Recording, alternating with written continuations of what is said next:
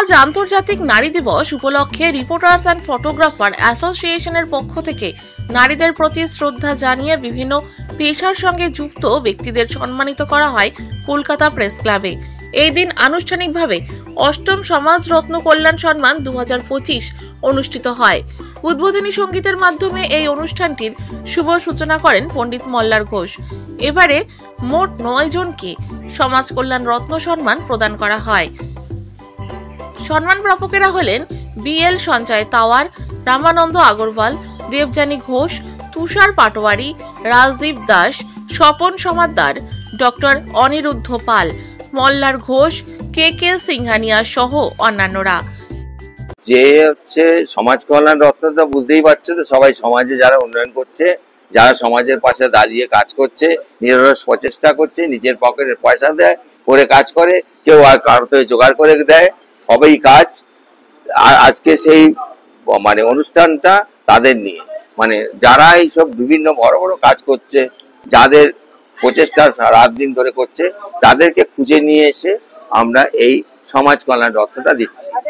মোট 11 জন আছে, 2 জন তো আসেনি, তো অনেকেই আসেনি। এটাই পরবর্তী প্রোগ্রামটা হচ্ছে আমরা সাংবাদিক অ্যাওয়ার্ড, একটা আমরা প্রথম সাংবাদিক অ্যাওয়ার্ড হয়েছিল ত্রিপুরায় বিশালভাবে, সেটা দ্বিতীয়টা করবো এখানে সাংবাদিক অ্যাওয়ার্ড।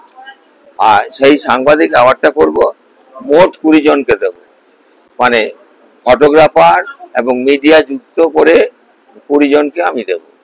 তো এটা খুব তাড়াতাড়ি আমি করবো, মেয়ের প্রোগ্রামটা আছে তারপরে। আমি প্রথম কথা হচ্ছে, আমি যেটা আগে বলে দিয়েছিলাম যে সমাজে যারা ভালো কাজ করে তাদের পাশে আমরা তো মোটামুটি ভালো ভালো মানুষ আছে। এবার সব থেকে ইম্পর্টেন্ট হচ্ছে যে আমরা নারী সম্মানের দিন নারীকে নারী দিবস পালন করিনি, কিন্তু প্রকৃত নারীকে আজকে আমি নারী দিবসকে উদযাপন করে তাকে আমি সম্মান দিয়েছি তার কর্মকাণ্ডের জন্য। এটাই হচ্ছে আজকে সেরা আমাদের কাজ। মহিলাতে একজনই রয়েছে। এই উদ্যোগ তো অত্যন্ত সাধুবাদ প্রাপ্য এই উদ্যোগে। আর সব থেকে যেটা বড় কথা সেটা হচ্ছে অনুপদা নিরলস পরিশ্রম করে এই 8 বছর ধরে কিন্তু বিভিন্ন মানুষকে এই সম্মানটা প্রদান করছেন, যাতে তারা আরও ভালো কাজ করার অনুপ্রেরণা পায়। এবং এই যে উদ্যোগ, এটা কিন্তু উভয় পক্ষেরই একটা স্টেপিং স্টোন আমি বলবো, কারণ এই অনুপ্রেরণায় মানুষ আরও যত ভালো কাজ করবেন, অনুপদাও কিন্তু আরও বেশি সংখ্যক মানুষকে এই সমাজরত্ন সম্মানটা দিতে পারবেন। সুতরাং এটা কিন্তু একটা মোটিভেশনাল, ইন্সপিরেশনাল আর award to both the parties. যিনি দিচ্ছেন এবং যিনি পাচ্ছেন, তিনিও যেরকম উদ্বুদ্ধ হচ্ছেন, যিনি পাচ্ছেন তিনি আরও 5 জন এই প্রোগ্রামটা দেখে উদ্বুদ্ধ হবেন এবং চাইবেন যে সম্মান তো সবাই চায়, যে আমিও যেন পরবর্তীকালে এই সম্মানটা পেতে পারি, এবং এই সম্মানটা পাওয়ার জন্য আমাকে যে ভালো কাজটা করতে হবে সেই ভালো কাজটা আমি করে দেখাবো।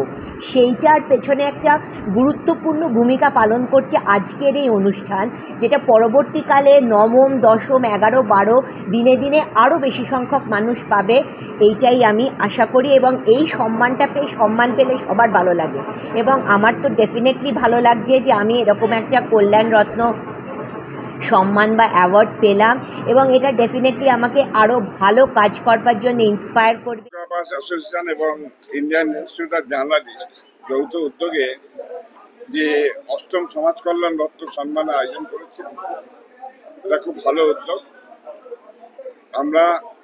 আমি ব্যক্তিগতভাবে মনে করি যে আমরা এই সম্মানিত হওয়ার যোগ্য কিনা জানি না। মানুষের কাজ করে যাওয়া উচিত, সমাজের কাজ করে যাওয়া উচিত। প্রত্যেকটি মানুষের উচিত, সমাজে যারা বসবাস করে, সমাজবদ্ধ জীব আমরা, সামাজিক স্বার্থে এই কাজটা যেভাবে পারে সমাজের কল্যাণে কাজ করা উচিত।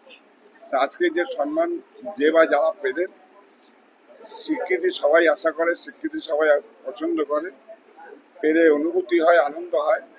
তার মধ্যেও যতটা সম্ভব চেষ্টা করা যে এই স্বীকৃতি লাভের পরে সমাজের প্রত্যেকটি মানুষ তারা যেন সামাজিক স্বার্থে কাজ করে এবং সমাজ সংস্কারক হিসাবে কাজ করে, তাহলেই কিন্তু আজকের এই কর্মসূচির সার্থকতা সফলতা পাবে। যে আমি খুব প্রাউড ফিল করি যে আমি রিপোর্টার অ্যান্ড ফটোগ্রাফার অ্যাসোসিয়েশনের কালচারাল সেক্রেটারি। তার কারণ হ্যাঁ, অনেকে এই কথাটা আজকে মন খুলেই কথাটা বলছি যে এই জায়গায় অনেকে অনেক কথা বলে যে বাবার প্রিভিলেজে মেয়ে উঠে গেছে, কিন্তু এটা কেউই জানে না যে আমার বাবা কোনোদিনও কাউকে প্রিভিলেজ দেয়নি, সেটা নিজের মেয়েই হোক না কেন। আমাকে অনেকগুলো বছর আপনাদের মতন ওইখানে দাঁড়িয়ে 10 জনের বাইক নিতে হয়েছে এবং নিয়ে নিজেকে প্রুভ করতে হয়েছে যে হ্যাঁ, আই ক্যান ডু দ্যাট।